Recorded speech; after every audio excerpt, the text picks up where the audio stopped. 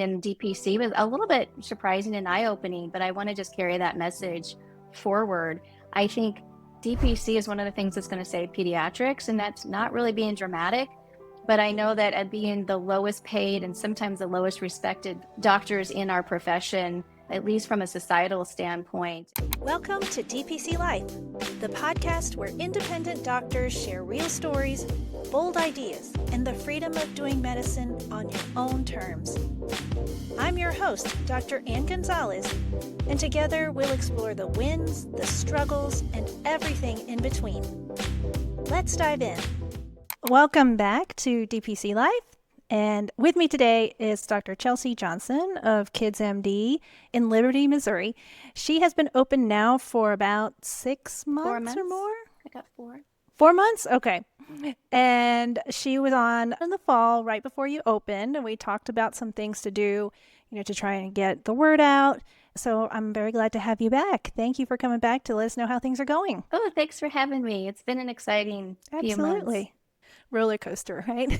Well, tell us again briefly about your practice, how you got there, and then let's catch up and see how things are going. Wonderful.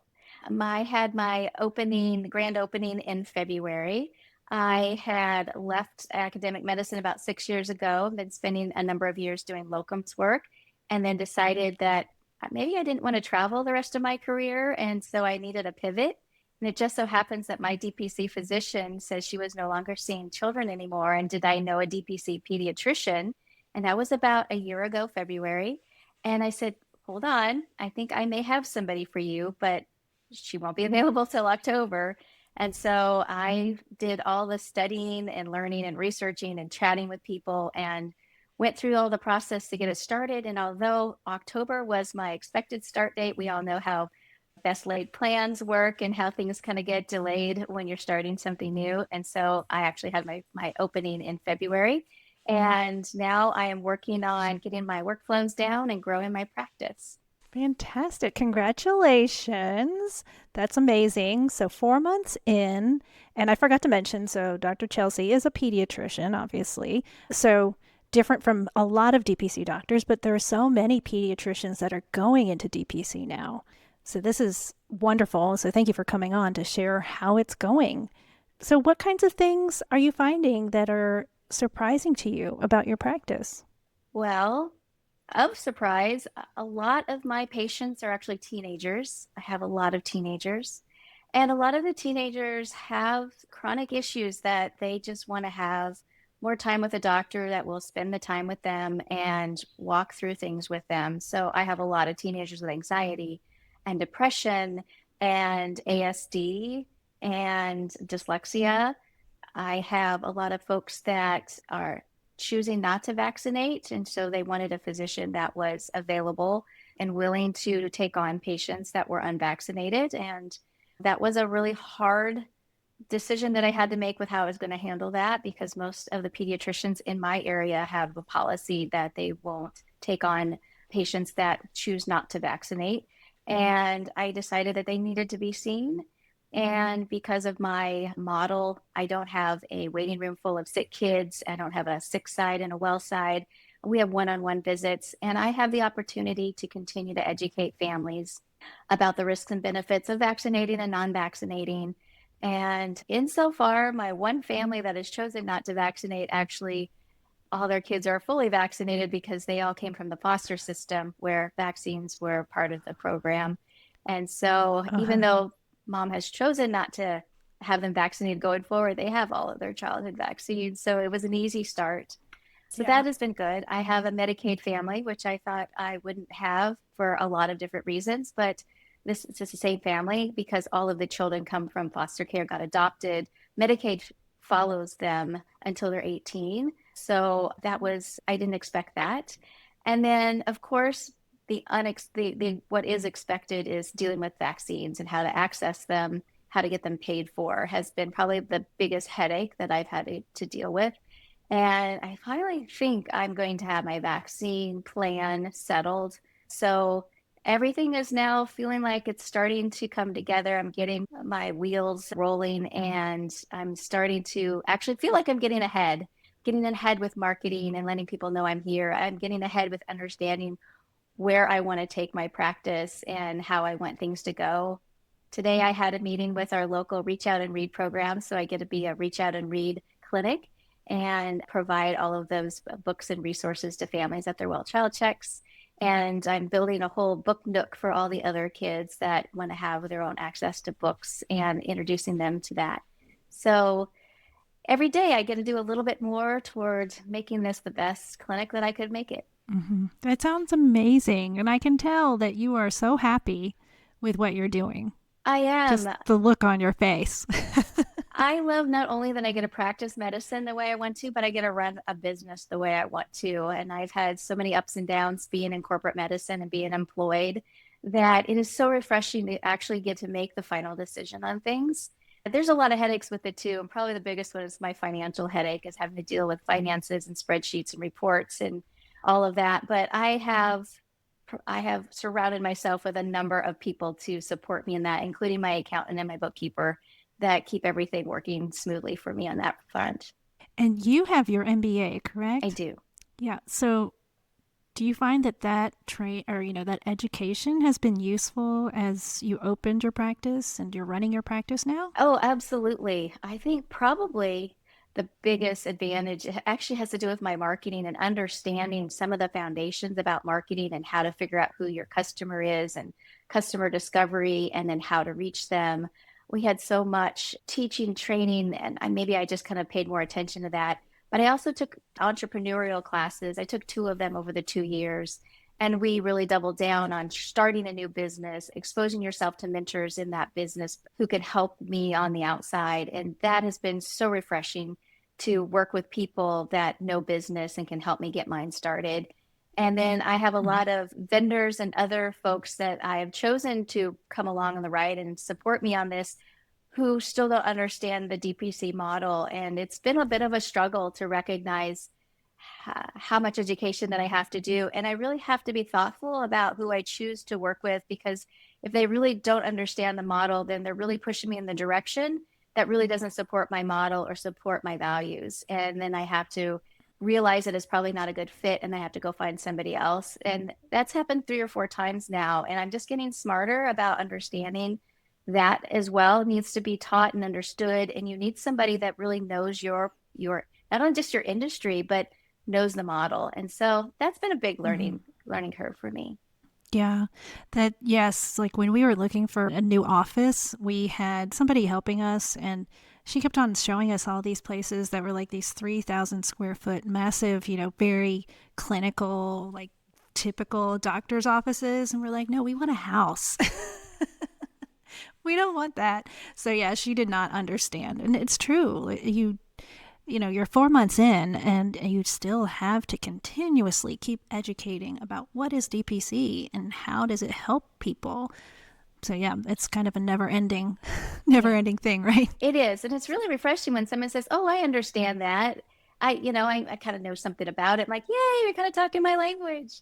And most of people, when they find out, the parents are like, I wish that you existed when my kids were little. I'm like, yeah, me too. I wish I was around and I had a pediatrician that did this too when my kids were little. So it's nice. About 60% of my marketing is education about the DPC model. And then the other 40% is really more specifically about what my clinic does.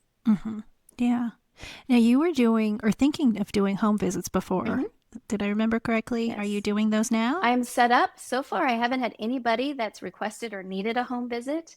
And actually, I have a lot less in-person visits than I thought. I actually handle a lot of my patients via a phone call, a text, a video visit. And a lot of this stuff I can even do on the weekends when I'm traveling for locums work to my side gigs. And I do a lot of that work wherever I'm at, which has been really refreshing to just be as responsive as I can be. And families have really taken to that. They're happy to not have to come in every time there's an issue or a problem. And I think I'm building that culture within my practice. So the families are starting to expect a little bit differently and not wait to call me or text me for a problem. Like just reach out anytime. And I think I'm training them. They're getting there. So nobody's abused the access at all. Great. That's good. And sounds like, yeah, trying to set those expectations early is so important so that, you just have to hold those boundaries and, set them the way that you want them to be and not get pushed over by by the patients or parents really. Yeah. So that's awesome. So now you are still doing some locums, but is it just on the weekends or are you kind of splitting your week? How do you work that out? Right now, I'm doing locums on the weekends. I do some work at a hospital where I'm the pediatrician in-house for the weekend. So I do the NICU, the nursery, the peds floor, and the ER and OB consults, and I'm there for 72 hours. So I get a lot of time in a shorter amount of time because I'm on the whole time. I do some pediatric emergency medicine work in a couple of other hospitals. And then I'm trying to actually do more side gig work that I don't have to travel. So I'm doing some clinical advisory work for a startup company that's working on clinical note documentation. And I'm working with another company to do some pediatric urgent care telemedicine stuff so I can do it locally wherever I'm at. And I still do Mm-hmm. some consultation work for a medical device company that I'm hoping this year is going to make it through the FDA approval process. And then I'll be able to have access to the device in my clinic when it's on the market, which is great because that's one of the reasons why I chose to engage with this company because I so believe in the work that they do and what they're trying to bring to market for pediatric ear infections that I'm happy to Mm-hmm. be associated with it. Is that something that you can talk about or Yeah, not quite yet? yes. I work with a company called OtoNexus Medical Devices out of Seattle, Washington. They've been around for about 15 years. They have the one product right now that they've been working on, which is an ultrasound-based otoscope. And there is an AI Oh. algorithm that is associated with having the readings. But what it does, and it does really well, is it can tell you whether that ear that you're looking at has fluid behind the TM or not. And it will go this even a step farther and tell you if that fluid is bacterially or virally infected, which is a huge game changer when we're talking about antibiotic stewardship and trying to limit antibiotics that are unnecessary. And also for those folks that not sure if they're getting a good ear exam because they're kids and they squirrel and they have wax and it's hard to get the wax out. But it does really well when you don't have wax in the ear about reading that ear very accurately and being able to make that diagnosis, which is really fun. It also gives you the ability to Yeah. see it really well, take photos and videos. And at some point, hopefully, we'll be able to upload the images into your electronic medical record. So if you have to refer to ENT, they can see what that ear looked like that you either called or did not call an ear infection based on the ultrasound. Mhm. That is really super interesting. How did you hook up with this company? I was working at K Health, which is a chat-based telehealth company out of New York at the time, and we did a demo with them. At the time, they were still looking for additional capital and working with folks. And I had said about a year later, I came back to the chief medical officer, and I said, I remember our conversation. I am still thinking about your device, and I really think it needs to come to market. Is there anything that I can do that I can assist you in any way? And so we came up with a consultation arrangement. And so I've been able to do a lot of white papers for them and figure out information that they need, find some research that's been done. And I went out to San Francisco a number of times and got to use the device as part of the clinical trial work that we were doing. And then I've been able to get several clinics and hospitals onboarded to be part of their clinical trial work so that we can get all the numbers to get the final application through the FDA. And it's been a growing experience for me to do all of this work and working with this wonderful Mm-hmm. company of early female leaders, which has been really great. And I look forward to doing more work with more device companies as they come around and use the experience that I've gained already to help another company bring their device to market too. So fascinating. That's great. So you've got like 7 jobs right now. Little ones, they say you should divest your time and money, and I'm trying to do that. As anybody Right. that's Yeah. done locums work knows, there's no job guarantees. There's no stability in that kind of work. You can have too many jobs open and you're just working crazy hours, and then suddenly nobody calls you to schedule any more shifts or days to Mm-hmm. work with them because they just decided they're not going to use locums anymore. You don't get a heads up. You don't get a 30-day notice. They just stop returning your calls, and then you have to go look for another role because it's ongoing. It changes all the time. So you kind of always have to be on top of it. So having some other divested income has been really helpful to kind of Mhm. a little bit more stability and doing it when I can still be in my clinic when my patients want me in clinic. Right. Yeah. Well, that's fantastic. I mean, it's great that you are able to do that and be in the clinic during the week like you want to. Yes. So that's really cool, Mhm. actually. I love that idea. The multiple streams. Awesome. So, you said that you've had a lot of teenagers coming to see you. How did they come to find you? Was there someone referring them, or what do you A think lot of them brought know them in? me from my kids, from either the school that my kids used to go to, the current high school that they go to, the dance studio that that they go to. I did a lot of advertising through the high school, well, through the public school system. They have a monthly newsletter that goes out and flyers that my flyer is in there every month. And so some of the families have seen me that way. That's most of the ones that have given me feedback when I ask them, how did you hear about it? Some of them are actually even friends of mine that have teenagers that they just feel more comfortable coming to see me. They thought their teenager would be more open to talking with me because they already knew me in one capacity. Mm. It's been a little difficult, not even difficult, but I have to be conscientious because I have a teenage daughter that's doing summer internship work with me who knows some of my patients on the outside. And so when she's working, we just have to make sure that I don't have her in the clinic when I know I have a patient that she knows coming into clinic. It's just trying to keep that separate because I really want to honor confidentiality, and I don't need any families to think that I'm sharing information with any of my family, or just because she's around that she's going to be in the know about any of that, doesn't have access to any of the Mm-hmm. medical records. So that was just something I didn't think I would have to think about, but I do have a lot of people that already knew me that wanted their kids to come see me. And so I try to make sure that I keep everything above board and nobody in my family knows who's in my clinic. Mm-hmm. Yeah. So, what is your daughter doing in your clinic over the summer? So as a summer intern, she wants to go into medicine, despite how much my husband and I have tried to shy our kids away from going into medicine. We have four boys, and they all said, absolutely not. You work too hard. We don't want to work as hard as you guys do.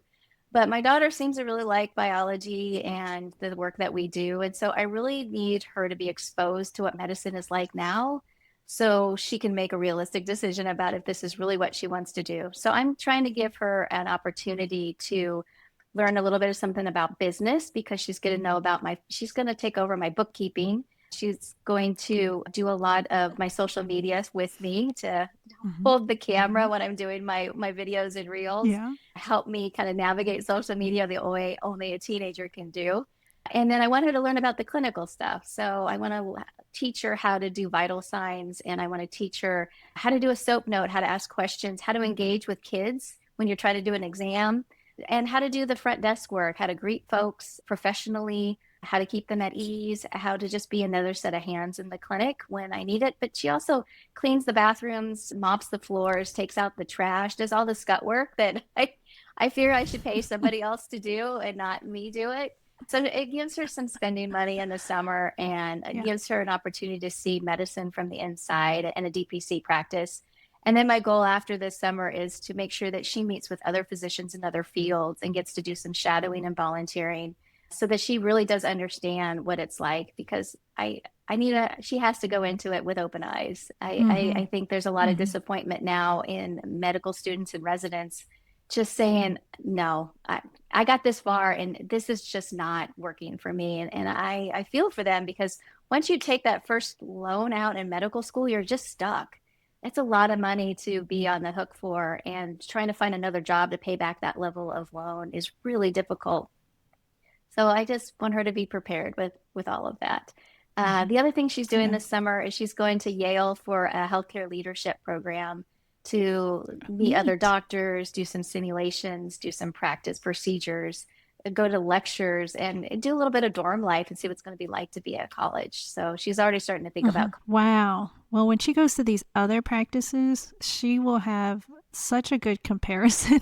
She'll be like, this is not how my mom does it. We'll see. I don't know. It'll be different because everybody else around here is fee for service. So it'll be a different Right. experience.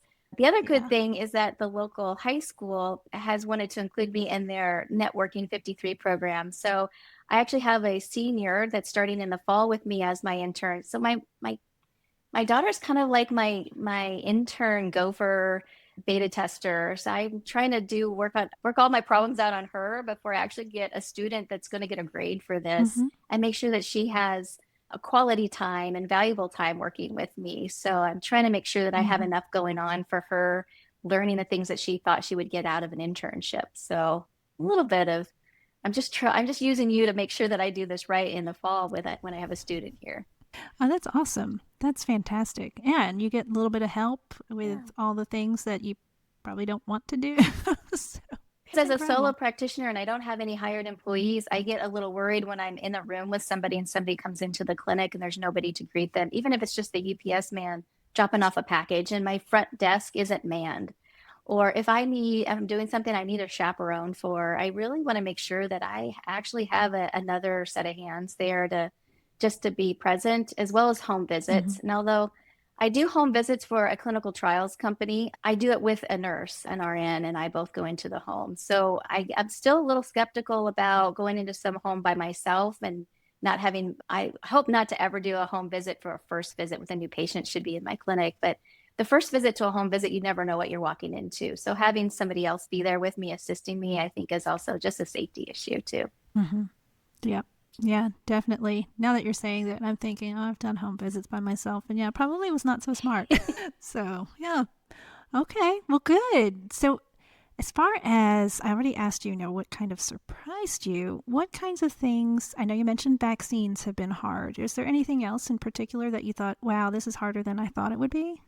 I don't know, my EMR, it's just trying to find the right EMR for DPC that's just fitted for DPC has been a challenge. And I ended up not choosing one that's meant for DPC, but it was based on recommendations from my business manager who knows the company really well and kind of got me some good deals with working with them. And he was going to be my IT support because he knew how to work it. So I didn't have to rely on the EMR company. I didn't have to pay a separate company to support me learning how to do this. But having an EMR Mm-hmm. that does billing and coding and all the other things that in a fee for service practice does, it's kind of overwhelming because there's a lot of it that I don't even want to look at that is buried in there or right in my face. I have to include it in the notes section.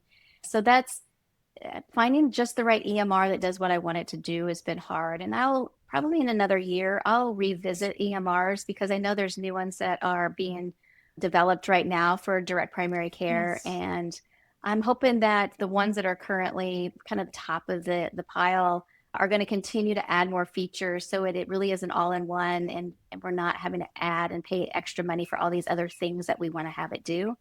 So that's probably the next Mm-hmm. big one is getting the EMR that does just what I want it to do. Mm-hmm. Yeah. And I think that now there are so many more choices now than there were 5 years ago when we started. And there are, yeah, lots more that are being developed. So there's a lot more choice. I still think it's going to be hard to find a unicorn, Mhm. but there's going to be something that fits you, Yeah, 90%, right? yeah, Yeah. exactly. Yeah, we were talking about this earlier. People get really, like so worked up about which EMR they pick, but you just have to remember you can It change. can. Like you said, in a couple years you're going to revisit. It's a pain in the butt to have to change, but if it makes things better in the long run, then yeah, you can do it because it's your business. You can do that. That's right. I get to make the decision, Yeah. which is great. Yeah. Yeah, exactly. So now that you're in DPC, oh, I can hear birds. That's lovely. They are pretty loud here. Yeah, it's great. It's awesome. Now that you're in DPC, even though you have all these things going on, what are you able to do now because you are a DPC doctor that you couldn't do before? Oh, I'm home more. I get to participate in my kids' activities. I get to see my husband more often when he's not working. I get to I get to meet new people and that I never would have met before as I'm trying to reach out and do networking and trying to be more of a pillar in the community and just kind of place my roots here. I've joined the local chamber. I've joined some other the local independent physicians group And I'm meeting people that are kind of adjacent to me for like referrals. And I like meeting new people. I'm a connector myself. I like to connect other people together that I know. And so I get a lot of extra energy doing a lot of that. Now, a lot of that takes away from like working on my clinic. But I think ultimately in the long run, fostering these relationships is really important, as I think pediatrics primarily is a relationship driven area of healthcare. And we just have to remember healthcare is relational. Everything about us is about humans helping other humans. And in peds, it's even more so, I think, because we're really helping parents take care of these kids and then helping the kids become the best version of themselves. But I also think that developing one on one local relationships face to face and builds our community stronger. And I think we do so much better when we do that. I think that social media and AI and a lot of our technology has made us not interact as much. Everybody tries to decrease the interactiveness. And I think customer service has dropped considerably through in so many areas of industry. And I think healthcare is one of them that I really want to focus on, just being a good person, being a good doctor, being a good neighbor so that I can give the best care that I can. And I think that just means being a good person and on top of that. So I really get my energy from meeting other people and finding those connections. Yeah. Yeah. DPC, I think, is definitely life expanding. Like you said, you meet people that you never would have met, and to do things that you never would have done. So it's fun to look back and, just see what kinds of things have you done that you're like, wow, 2 years ago, I would never have thought I'd be doing these kinds of things. So yeah, it's wonderful. And you're doing great. It's awesome. Yeah, I'm in a place where I feel like I am. I don't get to spend as much time doing any one thing that I want to do with the business, but it's just the reality of where I'm at in my life and what I need to do in order to continue my life and pay my mortgage. But I'm getting there. It may be a little slower than what I had wanted to do, but I'm making strides in the right direction every day. I'm learning a little bit of something every day, and I'm finding joy in my life. I have a blessed life. I'm very happy with where I am at my career stage, and I hope to be doing this for another 15 to 20 years. Mm-hmm. Wonderful. And like I said, no, seriously, you really do look so much more. I guess when I talked with you, it was before you were opening your practice, like 2 or 3 weeks beforehand. And, now you just seem so much more comfortable and confident and relaxed, in your practice and how things are going. So that's wonderful. And I'm very happy for you. Thank you. I'm excited for you. So then one last thing, what would you say to people who are thinking about starting their pediatric DPC now that you've been in it for a couple of months? I share with anybody and everyone that's in healthcare about my practice and what it's able to do, not just for me, but for pediatricians across the country that have made the change. I had the ability to go to the DPC Pediatrics conference in Savannah, Georgia in April. I met some wonderful folks, and Andrew Hurst provided his survey results that he does every year now in DPC, and learning some of the data and the logistics about being in DPC was a little bit surprising and eye-opening, but I want to just carry that message forward. I think DPC is one of the things that's going to save pediatrics, and that's not really being dramatic, but I know that at being the lowest paid and sometimes the lowest respected doctors in our profession, at least from a societal standpoint, and pushing aside all the supports that we really need to have for our kids who are our future, that we need to be valued, and with all of our experience and all of our debt that we have sacrificed to be in this calling, I think we have to still find our joy and our boundaries. And right now, the corporate medicine world is not valuing physicians and especially pediatricians. So I think that if you can take the plunge, if you can believe in yourself and believe that if you can do this, then you can open your own practice. This is the way to go. Not just open your own fee-for-service practice, but actually avoid the insurance hassles, because we can do it better. We can do it cheaper for families, and we can keep them out of the ERs and the urgent cares and provide that care that families are looking for, that they're just not getting where they're at. And the doctors are so unhappy. I have lots of friends doing primary care now in fee-for-service, and I keep talking it up. I'm like, you can just join me. We can do this thing together. Like, this is the way to Oh, go. perfect. So they said, give me 3 years. Everybody has their place in life Mm-hmm. where they're trying to transition. But yeah, I'll tell anybody and everybody, this is the way to go if you're going to go into medicine. Just be your Mm-hmm. own boss. Take care of kids the way you want to take care of them. And that's what I'm Mm-hmm. doing. And I think a lot of physicians will be much happier being able to do that. It's not for everybody, and it shouldn't be. We don't have enough doctors for Mm-hmm. everybody to have a panel of 400, Mm-hmm. but Mm-hmm. we do have choices for everybody, a choice for the physician and the Right. parents. If they want to choose DPC, there is a place for that. Right. Right. Well, thank you, Dr. Chelsea, for coming on and talking to us about your baby practice that's growing. And we would love to hear from you again, probably another 6, 8 months, and see where you are Yes, I will be in a if you're completely willing. different place. Yeah, I'm really Yeah. excited to find out where I'm going to be. Yeah. Yeah, definitely. So, if you will tell us again where to find you, if there's any, budding DPC pediatricians around, maybe they can come and visit you. Absolutely. I'm in the Kansas City area. Specifically, I'm in Liberty, which is a suburb of Kansas City. And yeah, I also have a concierge care pediatric telehealth practice. So I have licenses in 18 states. So that helps within my KidzMD clinic because when families travel, I can continue to follow them Mm-hmm. when they're away from home and provide the support they need because that's another area where families get really concerned is they're down in Florida at Disney and something happened, their Mm-hmm. kids vomiting or they have fevers and where do they go? Do they really want to go to the ER there? And so I'm still a friendly face. I can still communicate with them and contact them. And if they need direction on how to navigate the local healthcare system, I can do that, or I can send them a prescription, or I can send them out for labs if they need that, or at least help them through whatever moment they're having with their child. So then when they get back, I can see them in person and hopefully reassure them that everything is great and they can tell me all about their Disney experience. Yeah. Yeah. Wonderful. Well, thank you again for coming on and telling us about your practice. And we hope that, 6 to 8 months, we'll see where you are. I did want to plug that I have been using your social media Mm-hmm. prompts and getting them all set up for all of my platforms through Harmony Ops. It has been a game changer for me in doing social media. I don't shy away from it. Mm-hmm. Kind of get excited. I do it in little clusters and little bursts when I'm getting the energy to do it. I'm going to do a lot more of it when I have my intern helping me. But it has made such a difference in me getting the posting done and being able to easily connect it to all my platforms that I'm on. And I'm getting some responses off of it too, which is great.